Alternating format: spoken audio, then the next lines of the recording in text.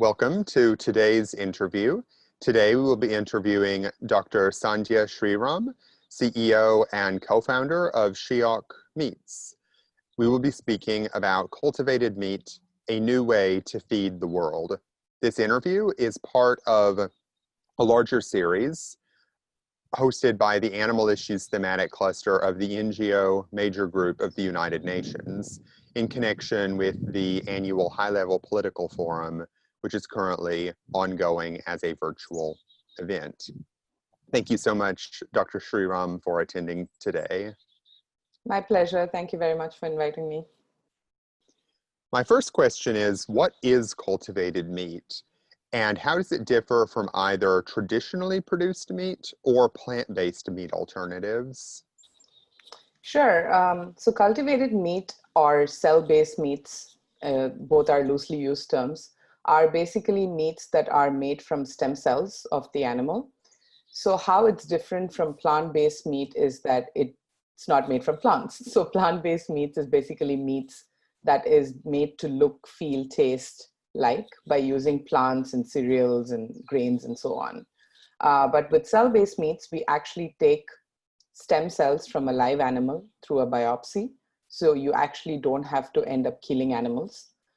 It's completely cruelty-free, ethical, but at the same time, the end product is actual meat. So to the DNA level, it's actual meat. Biologically, chemically, physically, it's the same meat that you would eat, but it doesn't come from a dead animal. It has the same biological makeup. It's the same muscle, fat, connective tissue, blood kind of makeup that you would get from a piece of meat or seafood. Nutritionally, it's the same. Taste, flavor, texture, mouthfeel, all of that is the same as well. So it's the exact seafood or meat that you would enjoy or that you enjoy on a daily basis, except that you don't have to feel guilty about it coming from a dead animal. You don't have to worry about factory farming. You don't have to worry about environmental issues caused by factory farming and setting up large fish or shrimp farms or overfishing, which is unsustainable. You also don't have to worry about accumulation or overuse of antibiotics, chemicals, hormones, and all of that. So it kind of negates out all of the negative effects of meat and seafood, but you still get to enjoy the product at the end of the day. That's amazing. If you could expand a little on your last point, what are the advantages of cultivated meat, particularly with respect to sustainability, both in general and in your niche compared to fishing and aquaculture? Sure, yeah. So Shiok Meats actually works on cell-based or cultivated shrimp, crab, and lobster, so crustacean meat in general. I can talk about some of the ill effects of shrimp farming, so I can pick up from there. So you can look at either shrimp farming or ocean-caught, wild-caught shrimps. Both have negative effects and both are unsustainable. So when you take wild-caught shrimp, the problem is the higher ratio of bycatch, the accumulation of microplastics and heavy metals. Also, like I mentioned, we are overfishing to an extent where they're saying that in the next 5 years, we're not going to have any more shrimps left in the oceans. So that's currently where we stand. And when you take shrimp farming, you actually end up causing a lot of environmental detrimental effects to the environment because of loss of biodiversity, because a lot of the shrimp farms are actually set up where mangroves are supposed to be. So mangroves are cleared and shrimp farms are set up. Then the shrimps are grown in not so good conditions. I have personally visited some of the largest shrimp farms in Thailand and Vietnam, and I literally saw the shrimps being grown in sewage water or slaughter farm runoffs. And then they're cleaned in bleach and antibiotics. And this bleach and antibiotics at the end of the day gets dumped into the river or the soil behind the farm. And it's again going into your food chain, into your oceans, causing all the ill effects of the environment. So if you look at the entire chain of events that I'm speaking about, and this is only about 50% of the problems that the shrimp industry is facing, you can listen to the words like sewage, antibiotics, and bleach, which should never be associated with food. But unfortunately it is. And that's what's leading to unsustainability, environmental effects, as well as detrimental to health at the same time. So the good thing with cell-based meats is that because we use just stem cells from the animal, and stem cells have this amazing capability of growing in billions and trillions of numbers outside of the animal's body, as long as you provide them a conducive environment, the right temperature, the right humidity, the right pressure, the nutrients that they require to grow. So you just put them in a greenhouse-like setting, similar to how you would put plants in fruits and vegetables and so on. And what happens is the stem cells behave as if they would inside of the animal. So they're still thinking that they're inside of the animal, and they start forming tissue, like muscle tissue, fat tissue, connective tissue, blood cells, immune cells even outside of the animal's body. And all of this together is what makes up meat. Why it's sustainable is where we make or manufacture these meats are very similar to a brewery of sorts. So imagine a brewery with these large stainless steel tanks where you brew beer, right? You might have seen it, or you might have even visited a brewery. But instead of beer, it's meat growing inside of it. So we can grow these farms vertically. We don't need as much land. We don't need to grow animals. If you take a piece of beef, which comes from a cow, you feed it 25 calories to get 1 calorie out. In this, it is 1:1 or even 1:more. So you actually feed it much lesser than what you need to get the product out of. So you don't need to grow the animal for a couple of years for just a handful of people to be fed. In this case, you actually grow it only for a couple of weeks or, less than 2-3 months to get the piece of meat that you want. And also it is sustainable in the sense that there's no food wastage or animal carcass wastage per se, because you're only growing part of the animal that you want to eat. You're not growing the entire animal. So all of this put together kind of ticks all the boxes that you want in terms of sustainability, animal friendly, environment friendly, as well as health friendly. So just imagine a greenhouse, but instead of growing full animals, you're growing cells inside of these stainless steel tanks. And what you get is meat at the end of the day. That's really interesting. There are also human rights issues associated with shrimp farming and fishing, aren't there? Yes. So like I mentioned, I only mentioned 50% of the problems that the industry has. So there is a huge human rights issue that is happening even currently as we speak with the shrimp industry. So most of the Western world wants deshelled shrimps, deveined, clean, deshelled shrimps, for the frozen market. I mean, it's popular in the East as well. So the entire world is looking, it's just thinking of the numbers. The shrimp industry alone is a $40 billion industry, billion with a B. And out of that, about 50% is processed shrimps, which are deshelled, deveined, cleaned, and then put in plastic bags and shipped off for us to buy, literally from the frozen section of the supermarket. And these shrimps are manually deshelled by laborers sitting in very dingy warehouses and workshops, mostly in China, other developing countries like Vietnam, Thailand, Indonesia, and so on. They are paid less than 5 cents per day. And they are literally sitting there peeling with their bare hands these shrimps and then packing them and then cleaning them with antibiotics and so on. So that's only some of the problems. The other problems are, shrimp farmers or even laborers in the shrimp farms, the pathetic conditions that they're working in. Like I mentioned, shrimps are grown in sewage water. So imagine every breath of air that they take, they're, opening themselves to diseases and they fall sick. And as we speak, there's a huge viral disease happening in shrimps in China, and about 400 to 500 shrimp farms are being shut down currently. And at the same time, we just saw a new article. It's not been confirmed yet, but the new COVID outbreak in Beijing that happened in the last couple of weeks was actually from a seafood market. And they found out that the COVID actually came from a shrimp or a prawn, shrimp or prawn kind of meat that was lying out there. So yeah, I don't know what to say more about that. Does that indicate that shrimp or prawn can actually transmit COVID? Yeah, so nothing's been confirmed yet. The article just plainly says that they found that the source of the COVID virus in this particular wet market in Beijing was from the prawns or shrimp. So they haven't yet studied about transmission or how it got there, how did humans get infected from it, and so on. Hmm. That's new to me. That's wow. Right. Okay, we'll follow that. Yeah. What about animal welfare issues? I know that certainly ethical vegetarians and vegans generally avoid crustacean products, but is there any evidence of sentience in these animals so that cultivated meat would be bypassing issues of suffering and killing of them? Yeah, so you might have seen it or read it, but generally lobsters and crabs are boiled alive. And it's thought that their flavor is enhanced when you do that, or it's preserved when you do that. And this was done initially thinking that crustaceans, because they are invertebrates, don't have a nervous system, so they don't actually feel pain. But recent, or even in the last 20 years, various studies have shown that these animals actually do have pain receptors, and they actually do feel pain, even though they're invertebrates.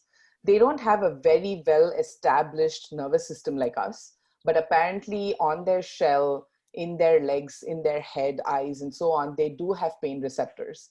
So again, it does have issues with animal rights. And I mean, I would say that is also one of the key reasons for us to work on crustaceans. We wanted to throw light upon how a lot of people thought that they don't feel pain, but actually they do. And that's why we should consider going towards a less painful and more ethical alternative to that. On the subject of ethical vegetarianism and veganism, can cultivated meat, it certainly seems to have many of the same ethical advantages as a plant-based diet from the perspective of the environment, people, animals, but can it itself be considered vegan since it is on a genetic level animal-based?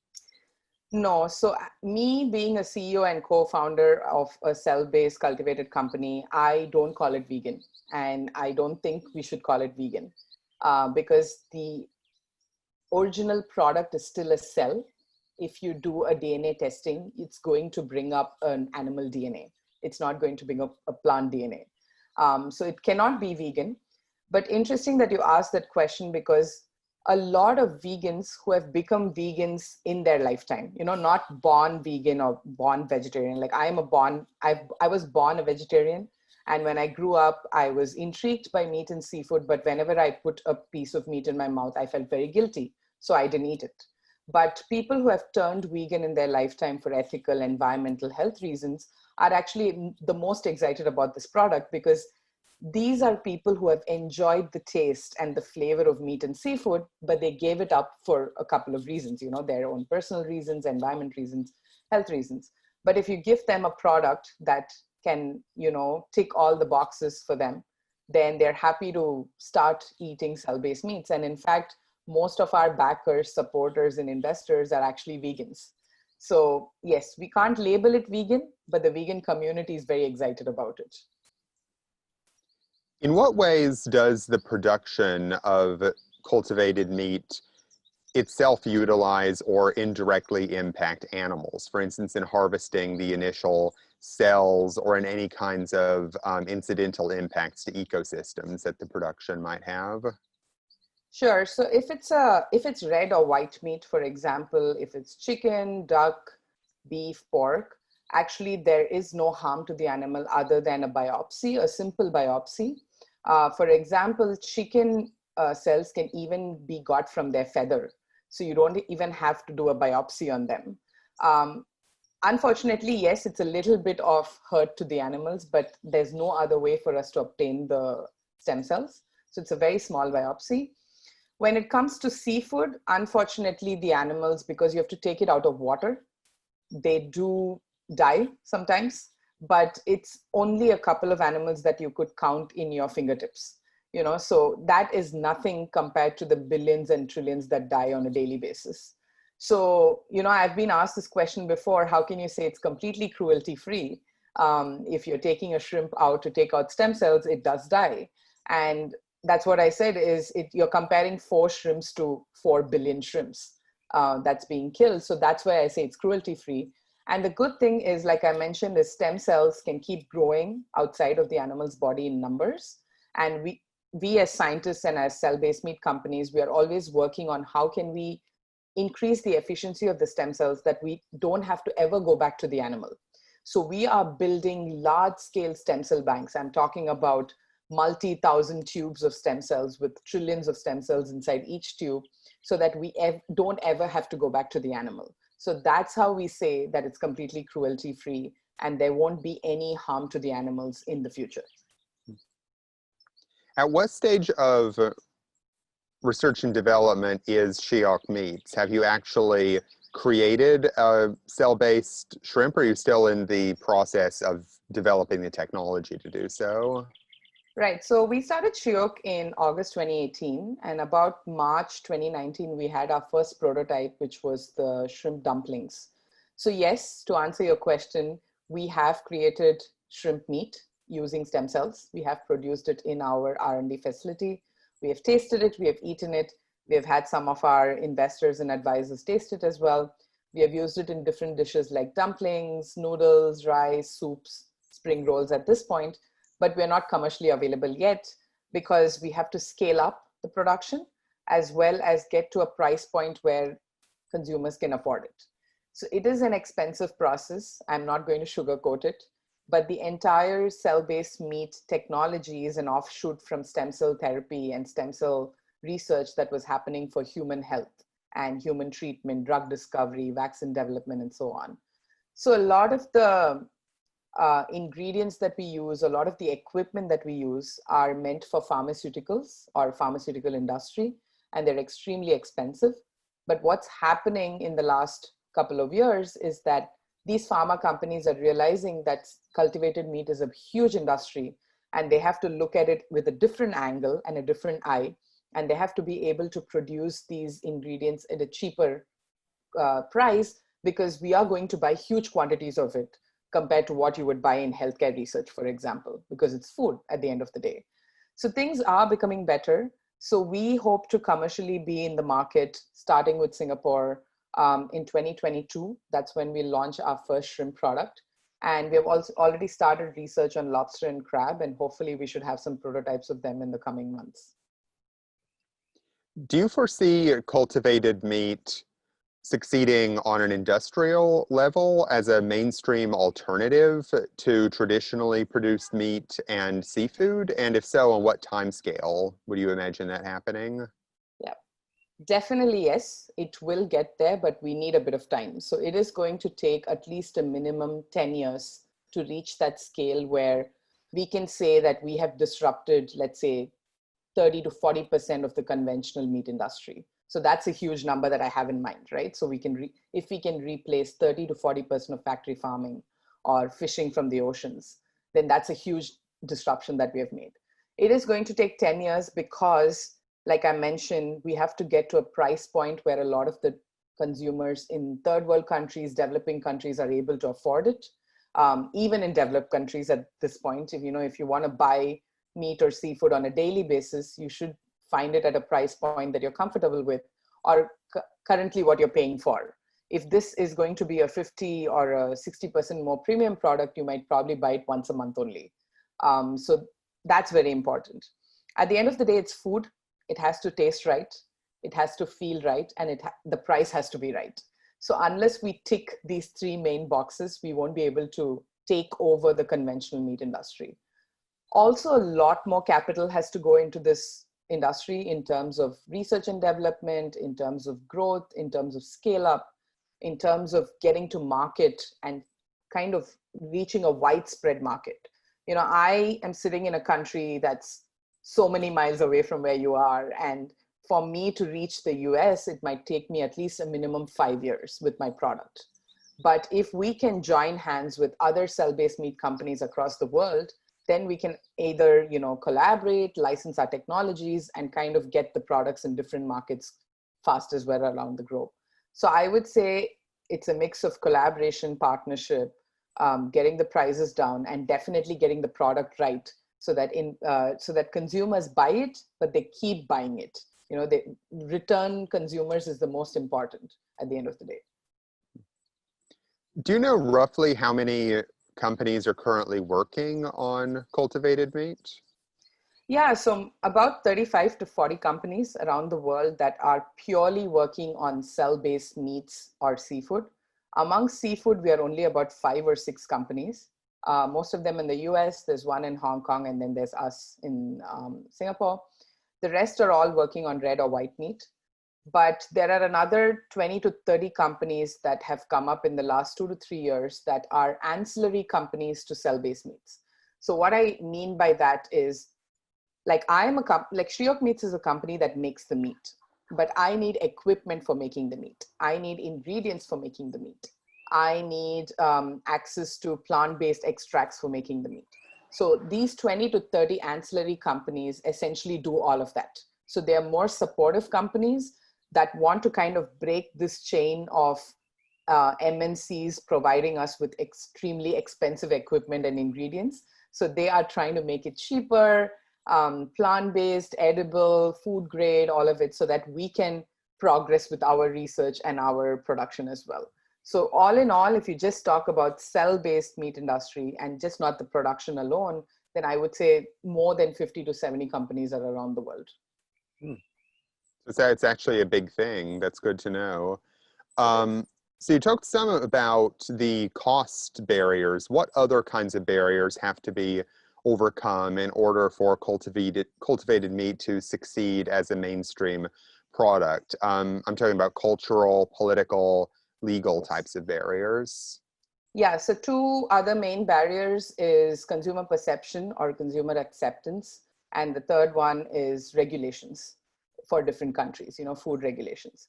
So coming to consumer perception or acceptance, it's been interesting. There's a huge divide between what the Western world thinks and what the Eastern world thinks about cultivated meat. So in the West, where this technology was first started, people are excited about it, but at the same time, there's a very strong opposition by farmers and people who are actually doing factory farming and so on. First thing started off with the labeling issue. Should we call it meat or not, for example? The second is they felt that they will be put out of business if this industry becomes big. But I think what's happened in the last couple of years is the labeling issue has still not solved. I think it's still debatable. But what's happened is big companies like Tyson and Cargill, which are the biggest meat producers in the US, ended up actually investing in such companies. So for example, Tyson has invested in us, has invested in Memphis Meats, which was the first ever cell-based meat company in the US. And that has kind of broken the myths and barriers to an extent. So that's more on that. But coming to Asia, on the consumer perception, interestingly, people are more excited here. They're willing to pay a slightly higher premium price, and they're more supportive. Labeling is not questioned at all. It's never a topic that comes up. People want to see the product, buy it, taste it, feel it. So it's a bit more exciting here and a less of an opposition. Interestingly, we have been approached by some of the largest shrimp producers to see if they can use our technology to produce shrimp meat. So it's more of a collaborative approach here compared to what we see in the West, and hope things change there as well. Coming to regulations, again, in the US, first thing first was FDA and USDA were contemplating on who has to regulate this. Then they took quite a while to finally decide that both of them want to regulate it. So it's going to be the FDA side on the technology, cell lines, nutritional, all of the, nutritional ingredients and so on. And then they'll hand it over to the USDA to look at the product itself, the final product. Very similar to what happens in the conventional meat industry where it's only the USDA. But if you look at stem cells and, research and so on, it's the FDA. But in Asia, most of the countries have only one regulatory body, which is easier. And Singapore, in fact, has been the first ever country to actually come up with a regulatory framework for cultivated meat. So the Singapore Food Agency, or SFA, similar to what it is in the US as FDA, if you do a simple Google search, you actually will be able to find their framework and what they think about cultivated meat and how they want to regulate it. It's pretty straightforward, pretty clean. And I'm happy to say that they had actually, we were in touch with SFA from day one of starting Shiok. And we were happy to help them kind of with the framework, answer their questions. it was a two-way conversation, which is interesting. Similarly, every other Asian country is slowly coming up and looking at regulation. China recently announced that they want to look at cultivated meat, and they feel that it's going to be a huge market that they want to have a huge hold over. So they're going to come up with a regulatory framework as well. Yeah. If cultivated meat someday becomes mainstream, and to the extent that it's replacing the traditional farming and fishing industries, how will that impact human livelihoods? Interesting. So yeah, again, I think it comes back to the question where the farmers, were opposing, saying you're going to put us out of business.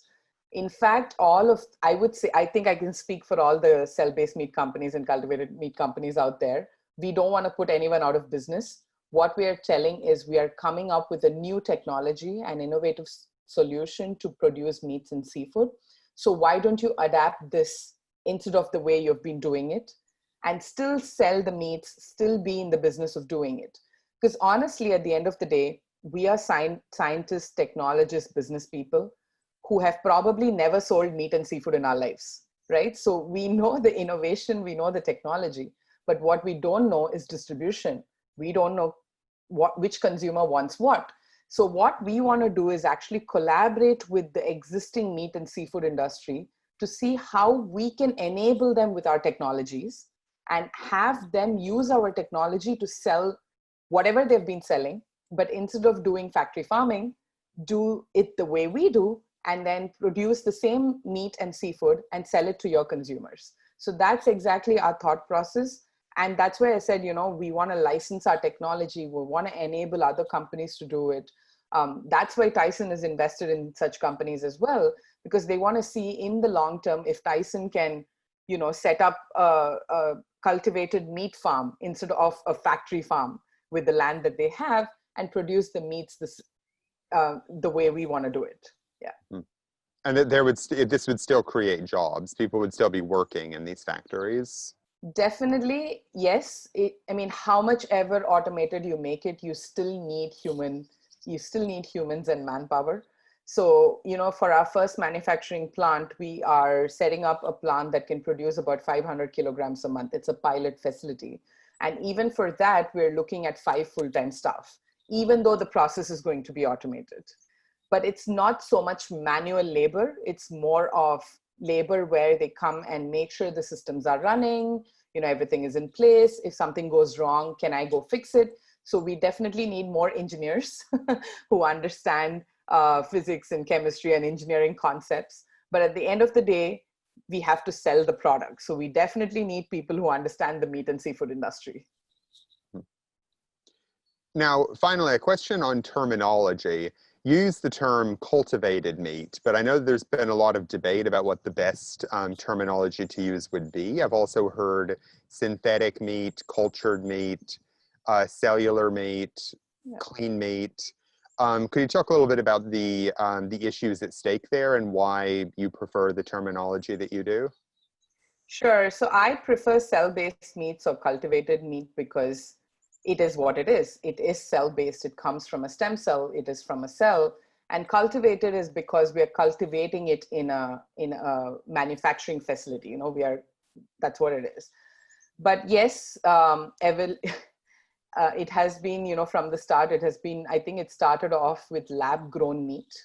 But actually, even though it's grown initially in a lab, the actual product, what you would eat when you buy it from a supermarket or restaurant, won't be grown in a lab. It'll be grown in a food safe manufacturing facility.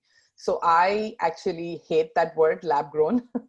But at the same time, every chocolate or every cheese or every processed food that you eat today was once made in the lab.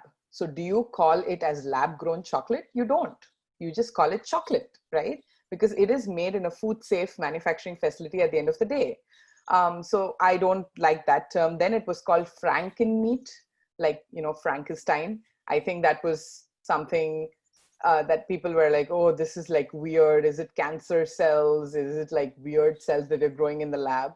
It's not. It's actually cells that we're growing in a very natural setting, like how you would grow plants in a greenhouse. So you don't call a tomato that's grown in a greenhouse as a Franken tomato. You still call it a tomato. So that's what it is. You kind of start putting in analogs that people understand, and then they're like, oh, that makes sense. Okay. Then it was called artificial, synthetic, fake, which I don't think it is, because it is actually as original as it can be, like I mentioned, to the DNA level.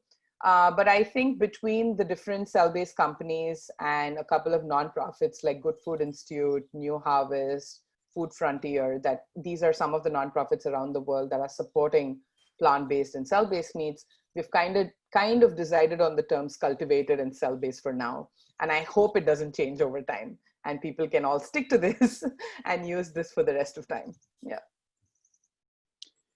All right, well, thank you so much for your time. That concludes our interview, but it's really good to make contact and for you to share your expertise on this very cutting edge subject with the Animal Issues Cluster. Thank you for that. Thank you very much. It was a pleasure. Yeah.